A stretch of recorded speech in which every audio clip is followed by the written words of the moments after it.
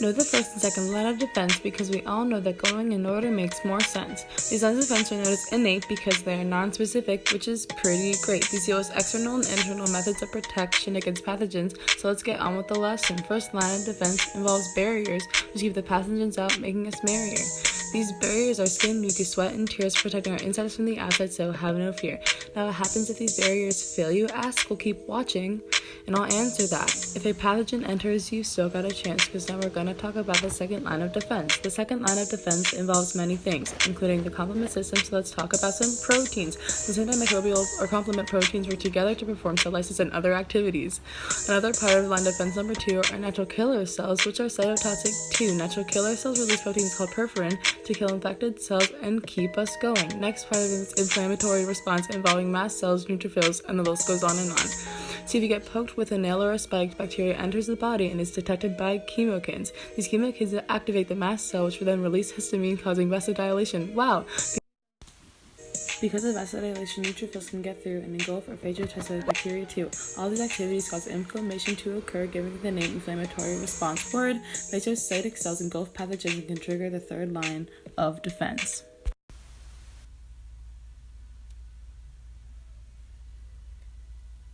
Now it's time for the third defense, but pay attention because it's pretty dense. First, I gotta say, it's not innate because it involves the targeting of specific pathogens. This defense is used when the pathogen's already in you. There's 2 types of responses, which I'll be getting into. Both start with the macrophage, engulfing a pathogen, causing it to display its specific antigens. Next, it's time for the helper T cell to shine. It binds to antigens and becomes activated. Super fun. Now the helper T cells can bind to different cells. Next step depends on the response needed to excel.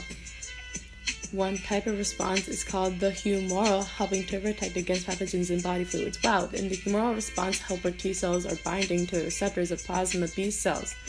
Plasma B cells become activated, dividing to produce more plasma cells and memory B cells for you. These plasma B cells release antibodies which neutralize the pathogens and flag them so they're eaten by a macrophage.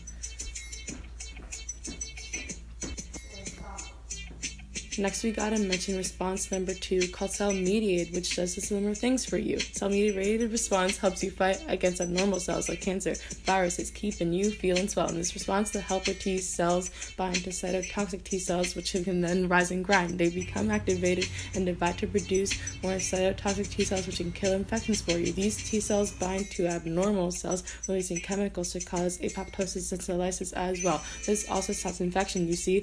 So now let's discuss those memory cells. You feeling me? In both humoral and cell-mediated responses, memory cells are created for specific antigens. These cells remain in the body, so if a second exposure occurs, you won't be sorry. These allow for a faster, more magnified response to the pathogen so you can keep doing what you want.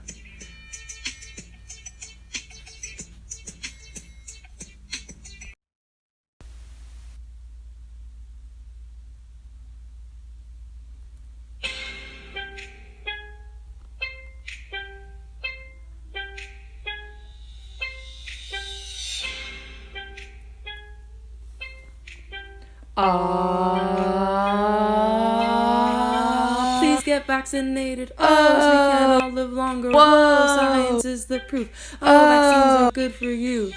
Please get vaccinated. So we can all live longer. Only excuse to not get one. Is if you are allergic. There are many different types of vaccines for different illnesses. Measles, chickenpox, even the flu is included. When you get a vaccine, you're injected with a weak pathogen, which triggers the third line of defense to fight against them. Now, as I mentioned before, in the third line of defense, we make memory cells so we can be at our best.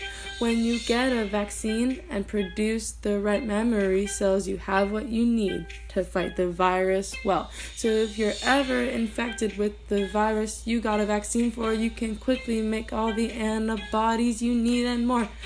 Please get vaccinated. So we can all live longer.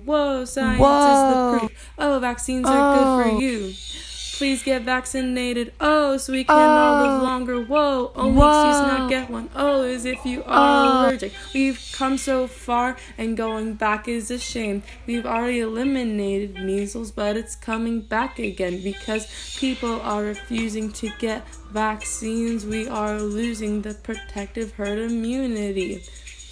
Viruses like measles are super contagious, so when someone else gets them, we can all be affected. Now, I know vaccines seem scary and getting shots is rough, but vaccines are safe and don't cause other stuff. Don't believe the false info. They're not connected to autism. If you ever forget, just listen to this song again. Please get vaccinated, oh, so we can all live longer. Whoa, science is the point. Oh, vaccines are good for you. Please get vaccinated, oh, so we can all live longer. Whoa, only excuse not get one, oh, as if you are allergic.